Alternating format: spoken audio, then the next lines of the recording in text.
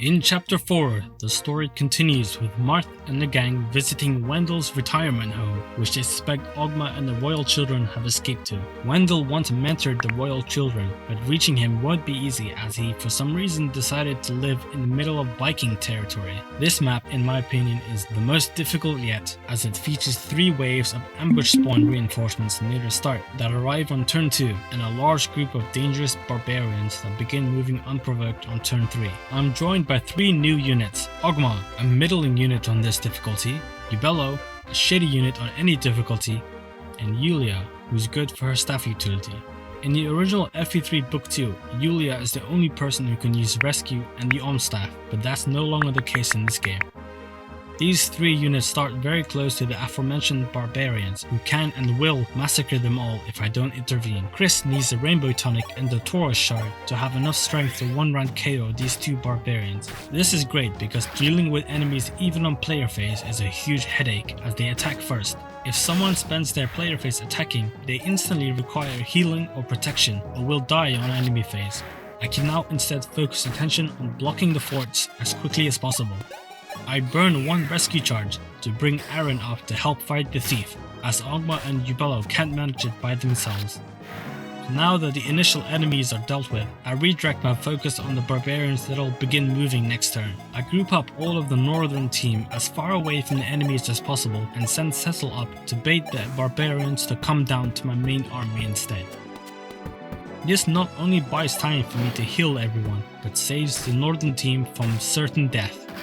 Unfortunately, one annoying little barbarian doesn't fall for the bait and continues north, so I had to burn another rescue to bring Katri up to help. It was quite close, but my remaining units down south were able to just barely handle the large group of enemies with no casualties. Once all of the enemies are wiped out, I recruit Castor for his cool killer bow, and Sirius for his cool base stats and weapon ranks. I feed the boss kill to Lind for some nice gains. When the map ends, Sita swoops in to tell us that Altea has been conquered by Arcanea, and Elise was taken as a hostage, presumably as revenge for Marth's treasonous acts. But the group suspects that, due to the speed of the attack, that this was premeditated and likely planned well in advance. For now, the plan of action is to free Altea, while liberating Gross from General Lang and Arcanea along the way. Chapter 5, the story continues with Marth and his army approaching Lang's castle to liberate Gross from Arcanean rule. At the end of the last chapter, Sita joined the party, and she's a great combat unit that will see a lot of use for the remainder of the playthrough. She can't simply destroy everything in the world with her personal weapon, the Wing Spear, and her poor strength is a shame. It is also true that low strength is relatively easy to fix with forges, an abundance of strength boosting star shards, effective weaponry, and there being relatively little competition for energy drops, whereas low speed is harder to fix, which Sita thankfully has tons of already. She can gain XP easily by killing the many mages, cavaliers, and armor knights that we'll be facing in this and the following chapters for a quick promotion in time for the tough Henri's Way arc of the game.